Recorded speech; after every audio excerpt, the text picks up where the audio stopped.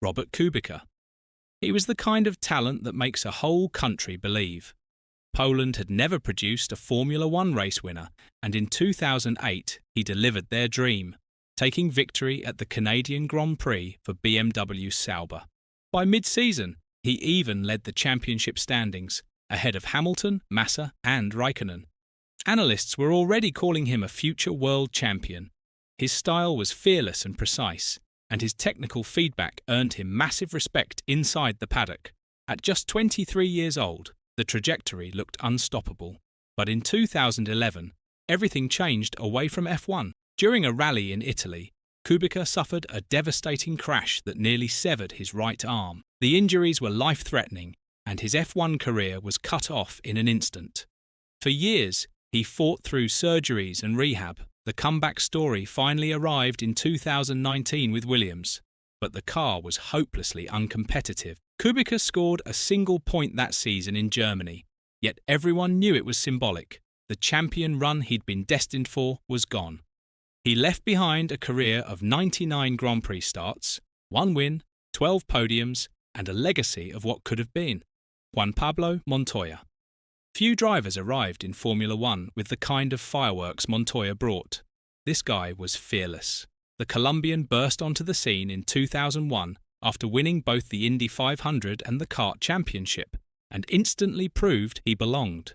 In his very third race, he overtook Michael Schumacher at Interlagos with a move so bold it left the reigning champion fuming. By the end of that rookie season, Montoya had a win at Monza and a reputation as the most aggressive racer on the grid. Through the early 2000s, he became the face of Williams' revival. 7 Grand Prix wins, constant duels with Schumacher, and raw speed that made fans believe he was a world champion in the making. He could be flamboyant, he could be reckless, but he was never boring. Then came 2006 and the twist nobody expected. Montoya was driving for McLaren, still only 30 years old, still in his prime. Midway through the season, he stunned the paddock by announcing he was leaving F1 to go race NASCAR in America. No farewell tour, no slow fade, just gone. The man many believed could take the fight to Schumacher simply walked away from the sport. Just like that, he left behind 7 wins, 30 podiums, and an unfinished story. To this day, he's remembered as the champion who might have been, and the superstar who vanished overnight, Sebastian Bourdais. He arrived in Formula One with a resume that looked unstoppable. 4 straight Champ Car titles in America made him one of the most dominant open-wheel drivers of the 2000s. Toro Rosso gave him the shot in 2008, and expectations were sky-high. Here was the man billed as the experienced star who could carry the team forward. But Formula One showed no mercy. Bourdais was paired with a 20-year-old rookie named Sebastian Vettel, and almost immediately the balance of power shifted. While he struggled to adapt to the cars and the relentless pace of the grid, Vettel pulled off a sensational win in Monza. That single victory made Vettel the future of Red Bull's empire, while Bourdais became an afterthought in his own garage. By mid-2009, Toro decided they had seen enough. He was dropped mid-season, leaving F1 after just 27 race starts. The fall was brutal for someone who had dominated so completely elsewhere. Back in America, he rebuilt his career in IndyCar and sports cars, but in F1, the chapter was already closed. Ralf Schumacher. When your last name is Schumacher, expectations are sky high. He entered Formula One in 1997, carrying the weight of being Michael's younger brother, and for a while, he looked like he might carve his own path. By 2001, he was winning races with Williams, taking 3 victories that season, and helping the team fight Ferrari and McLaren at the front. In total, he racked up 6 Grand Prix wins and 27 podiums, numbers that would make most careers look solid. But in Ralph's case, the spotlight never left the comparison. Michael was dominating the sport, stacking up world titles, while Ralph's performances were inconsistent. His Williams highs were followed by crashes, injuries, and questions over focus. The real collapse came after he left for Toyota in 2005. The team spent huge money to chase success, but results never matched the investment. Ralph's form dipped, the podiums dried up, and by 2007, his F1 career was over at just 32 years old. On paper, his career had real substance, over 180 race starts and multiple wins.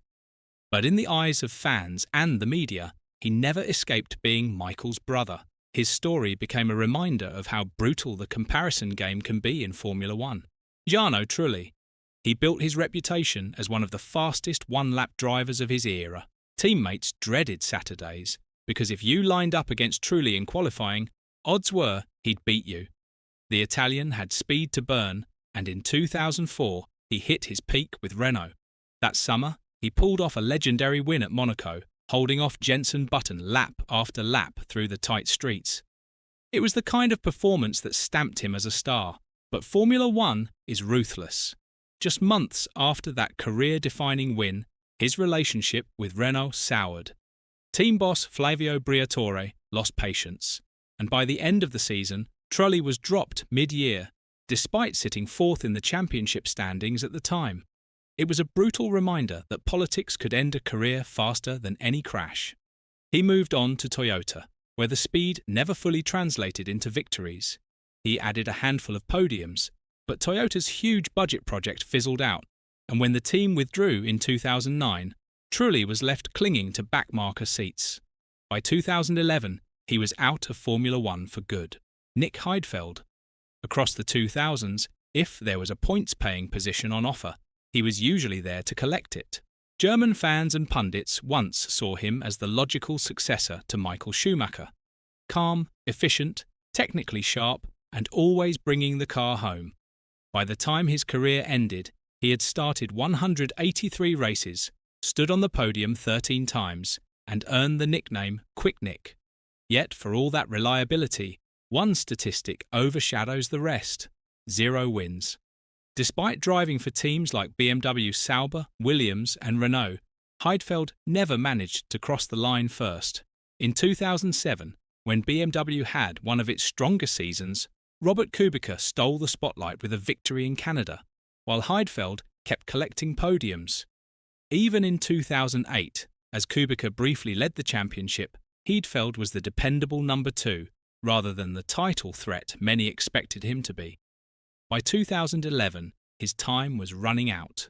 Drafted in by Renault after Kubica's accident, he was dropped mid-season in favour of younger talent. Just like that, the curtain fell on one of the longest careers without a single victory. To this day, Heidfeld holds the record for the most podiums without ever winning a race. A career of consistency, remembered more for the win that never came. Heikki Kovalainen. In the mid-2000s, Finland looked ready to produce another world champion. After Mika Häkkinen and Kimi Räikkönen, Heikki Kovalainen was next in line. He dominated junior categories, won the 2004 Renault World Series, and by 2007 he had his F1 debut with Renault. The rookie impressed, regularly scoring points and grabbing a podium in Japan. That was enough to earn him a golden ticket, a McLaren seat alongside Lewis Hamilton in 2008. On paper, it looked like destiny. McLaren had the car to fight for championships, and Kovalainen had the speed. He even delivered a win at the Hungarian Grand Prix, becoming the 100th driver to win a Formula One race. But the flashes of brilliance never became consistency. Hamilton won the title that season, while Kovalainen struggled to match his pace. The gap became impossible to ignore. By the end of 2009, McLaren moved on, and Kovalainen's career tumbled into the back of the grid. At Lotus and Caterham, he was now fighting just to get out of Q1. By 2013, his Formula One career was finished, leaving behind 1 win, 4 podiums, and a sense of what could have been if the McLaren seat had gone differently. Daniil Kvyat. After winning the GP3 championship in 2013, Kvyat was promoted straight into Formula One with Toro Rosso in 2014. By the following year, he had already moved up to Red Bull Racing, taking podiums in Hungary and China. At just 21 years old, he was being talked about as a future world champion in waiting. But his time at the top team came with pressure. Mistakes and crashes began to pile up, and his aggressive driving style earned him the infamous nickname the Torpedo. The breaking point came in early 2016. After a collision with Sebastian Vettel at his home race in Russia, Red Bull made the shock decision to demote Kvyat back to Toro Rosso just 4 races into the season. His seat went to 18-year-old Max Verstappen, who immediately won on debut in Spain. The swap became one of the most famous driver changes in modern F1 history. He never recovered from that moment. He stayed in the Red Bull system for a few more seasons, bouncing in and out of Toro Rosso. But the big team opportunity was gone forever. By 2020, his F1 career was finished. Jean-Éric Vergne. After dominating British Formula 3 in 2010 and proving himself in Formula Renault 3.5, he was fast-tracked into Toro Rosso in 2012. The Frenchman had pedigree, backing, and the chance to follow the same junior-to-champion path that Sebastian Vettel had taken just a few years earlier. Over 3 seasons with Toro Rosso, he showed flashes of speed. He scored points in debut races, pulled off bold overtakes, and often matched or beat teammates like Daniel Ricciardo on Sundays. But when Red Bull had to choose who would replace Mark Webber in 2014, Ricciardo got the nod. That decision sealed Vergne's fate. He stayed 1 more year at Toro Rosso, mentoring rookies like Daniil Kvyat, but by the end of 2014, he was quietly dropped from the Red Bull program. Just like that, a driver once tipped as a future title contender was out of Formula 1 at only 24 years old.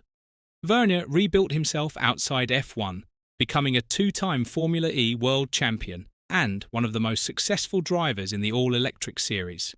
Yet, in Formula 1 circles, his story is remembered as a near miss. Esteban Gutierrez.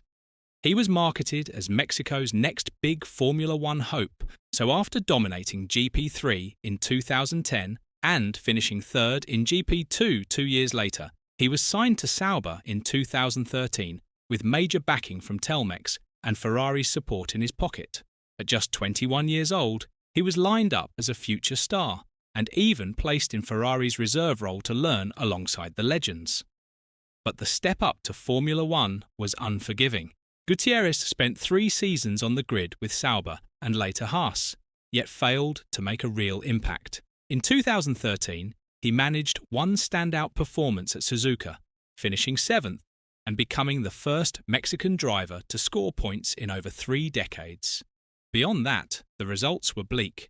He ended that debut year with just 6 points, and the following seasons only reinforced the struggles. When Haas entered Formula 1 in 2016, Ferrari pushed Gutierrez into a seat, but even there, he couldn't break through.